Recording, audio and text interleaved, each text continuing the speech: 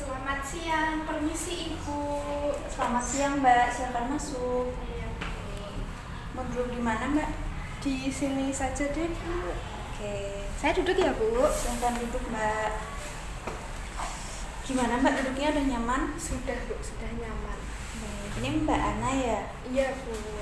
Baik, gimana kabarnya Mbak Ana? Alhamdulillah baik sih, Bu. Tapi akhir-akhir ini saya tuh merasa capek, lemas, susah tidur, terus kayak nggak ada gairah mau ngapa-ngapain gitu loh, Bu. Tadi Mbak Ana bilang baik ya, tapi ada terusannya ternyata. Ternyata Mbak Ana merasa kurang baik, lelah, capek, tidak semangat ya. Iya, Bu. Baik kalau begitu, sebelum sesi konseling ini kita lanjutkan, kita bikin kesepakatan dulu ya Mbak. Untuk konseling ini kita lakukan kurang lebih 15-20 menit. Nanti Mbak Ana bebas untuk menceritakan keluh kesah apapun yang Mbak Ana rasakan. Mbak Ana tidak perlu khawatir karena apapun yang Mbak Ana ceritakan akan berhenti di saya. Begitu Mbak, apakah Mbak Ana sepakat? Saya sepakat, Bu. Baik kalau begitu. Tadi kan Mbak Ana bilang kalau Mbak Ana capek, merasa kayak nggak semangat ngapa-ngapain. Nah itu kalau boleh tahu kenapa Mbak? Gimana ya, Bu ya? Saya tuh bingung mau ceritanya gimana, saya bingung mau mulai gimana ya, Bu ya. Gini aja Mbak, Mbak Ana coba mulai dari hal yang paling Mbak Ana ingin ceritakan. Oke, jadi gini, Bu, akhir-akhir ini saya tuh kayak ngerasa cemas, nggak enak gitu, Bu. Kayak kurang percaya diri gitu, Bu. Jadi Mbak Ana merasa cemas dan kurang percaya diri ya. Iya. Nah itu kalau boleh tahu kenapa Mbak Ana bisa ngerasa kayak gitu? Jadi gini, Bu, jadi setelah saya ikut rapat organisasi kemarin itu saya kayak ngerasa nggak enak sama diri saya sendiri gitu loh, Bu. Soalnya kan waktu itu saya kan coba untuk menyampaikan pendapat atau ide saya. Nah itu tuh ada kakak senior saya yang istilahnya kayak kritik gitu loh, Bu. Jadi kayak saya tuh langsung, apakah saya tuh opini saya jelek atau saya tuh bodoh gitu loh, Bu. Jadi dari kejadian itu Mbak Ana langsung merasa kalau diri Mbak Ana ini kurang baik gitu. Iya, Bu, bener, Bu. Kayak gimana ya, Bu ya, jadi saya tuh kayak orang yang kurang kompeten gitu loh, Bu. Jadi dari kejadian Mbak Ana dikritik sama senior, Mbak Ana sampai merasa kalau diri Mbak Ana ini kurang kompeten gitu. Iya, Bu, betul, Bu. Kenapa Mbak Ana bisa berpikir sampai diri Mbak Ana ini kurang kompeten gitu? Karena dari dulu tuh saya tuh kayak selalu ngerasa atau berpikir bahwa saya tuh apa yang saya lakukan tuh harus perfect gitu, kayak harus bagus gitu, Bu. Terus kan kalau kayak gitu kan otomatis orang lain senang ya, Bu ya, atas hasil kerja saya. Nah saya tuh juga senang kalau misalnya orang lain tuh senang karena saya, atau istilahnya saya tuh senang untuk menyenangkan orang lain gitu, Bu. Jadi dari dulu Mbak Ana tuh sudah terbiasa untuk menyenangkan orang lain gitu ya? Ya, betul sekali itu. Kenapa Mbak Ana ingin selalu menyenangkan orang lain? Karena kalau kayak gitu kan saya kelihatan orang yang kayak kompeten gitu loh, Bu. Jadi bisa diandalkan.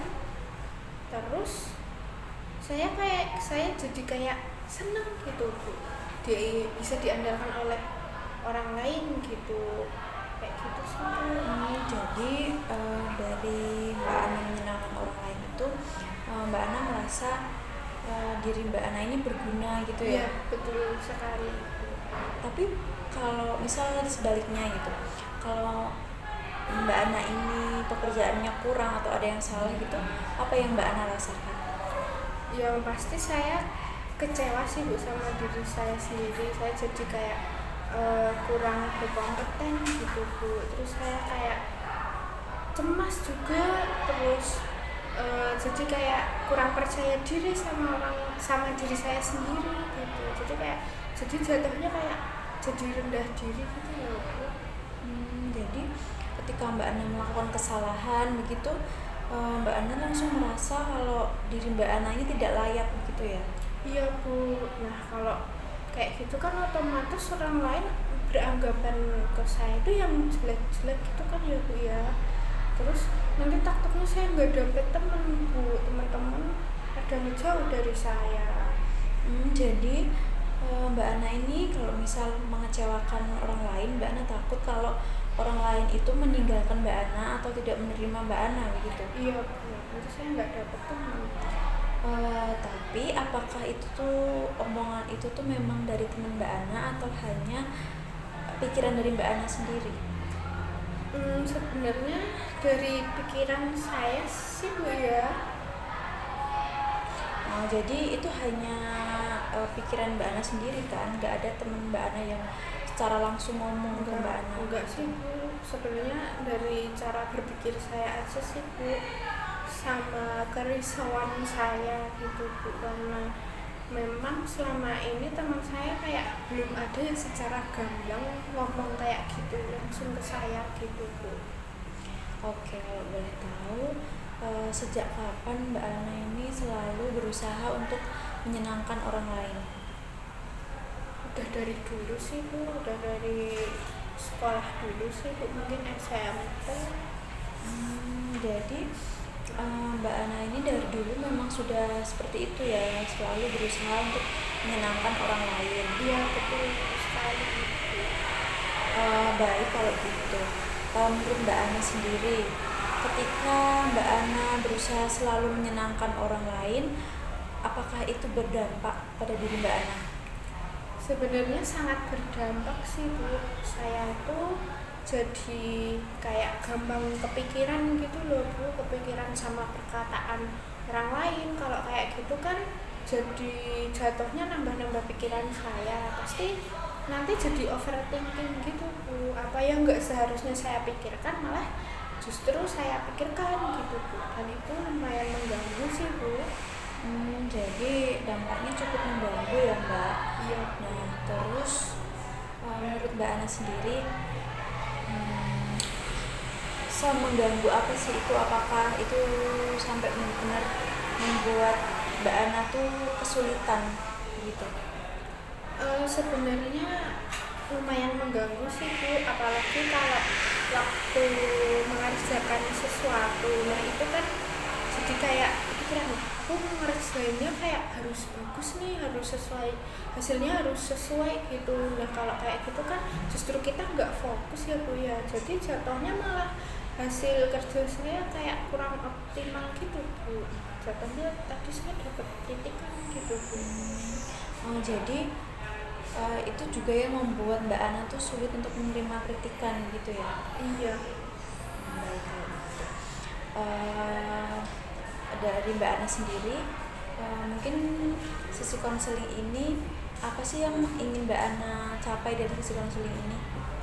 Saya tuh sebenarnya pengen bisa tahu batasan-batasan saya aja sih Bu, sama saya pengen nggak nge-push diri saya sendiri gitu Bu, biar saya tuh nggak yang selalu ngeiya-iyain gitu Bu sama kayak permintaan orang lain gitu. Jadi sayanya biar nggak kepikiran terus menerus dan jadi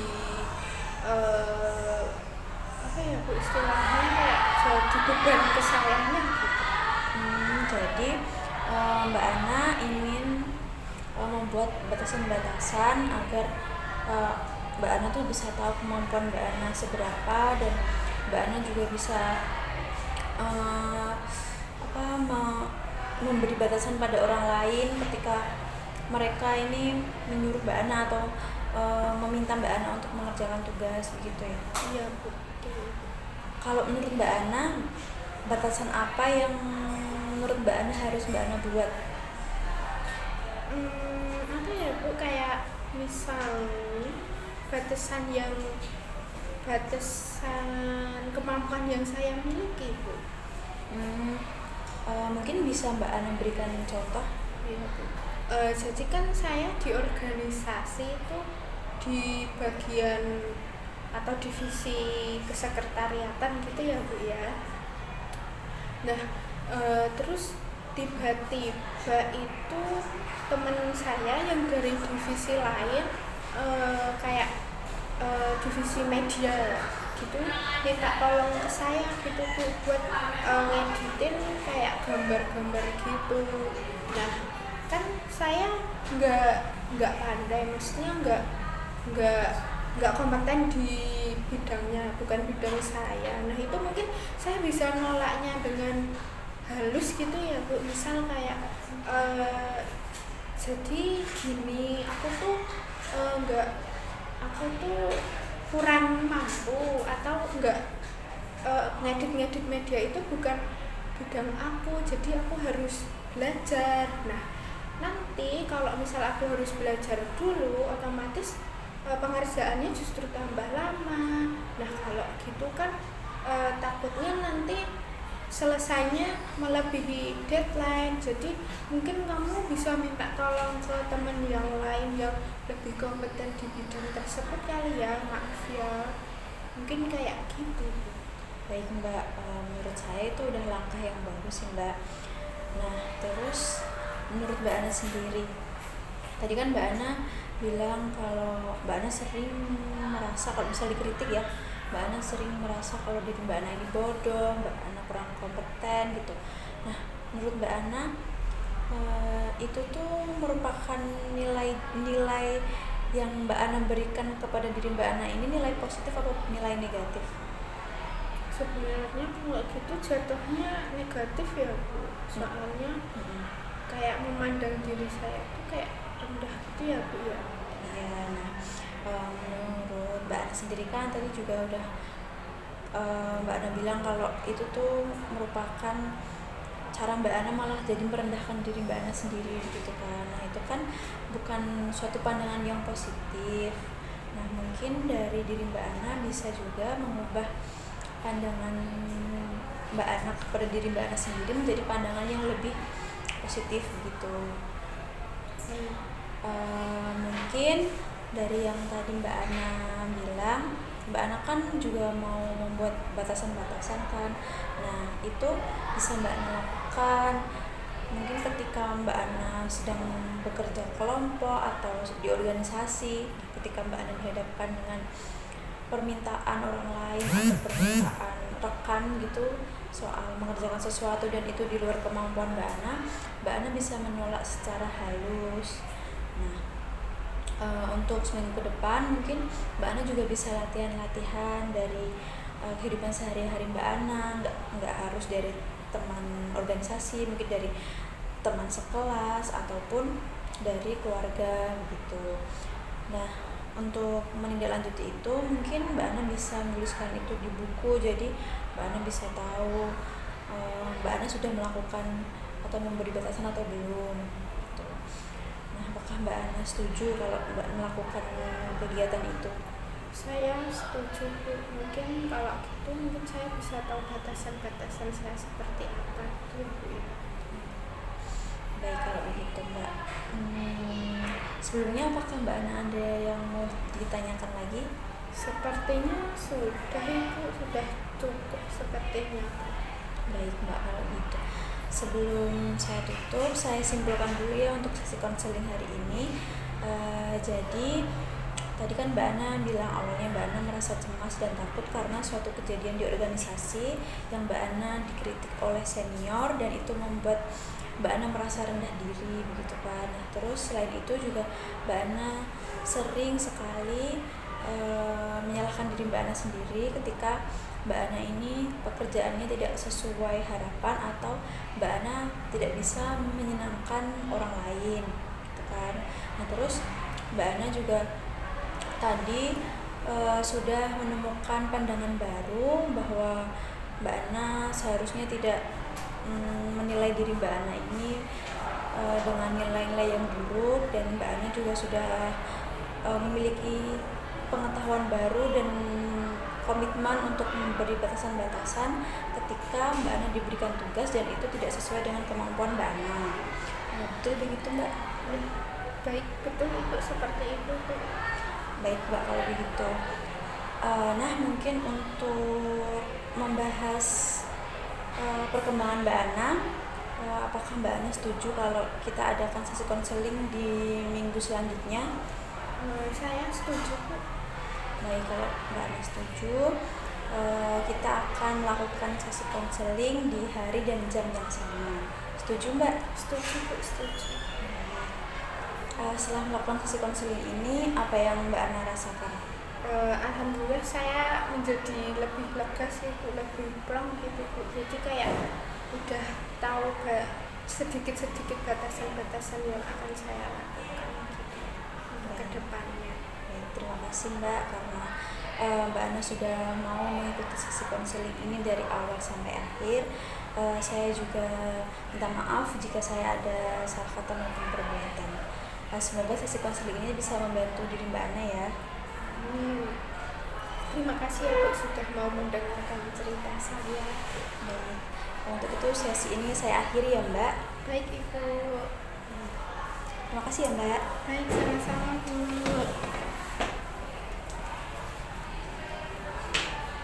BBM menjaga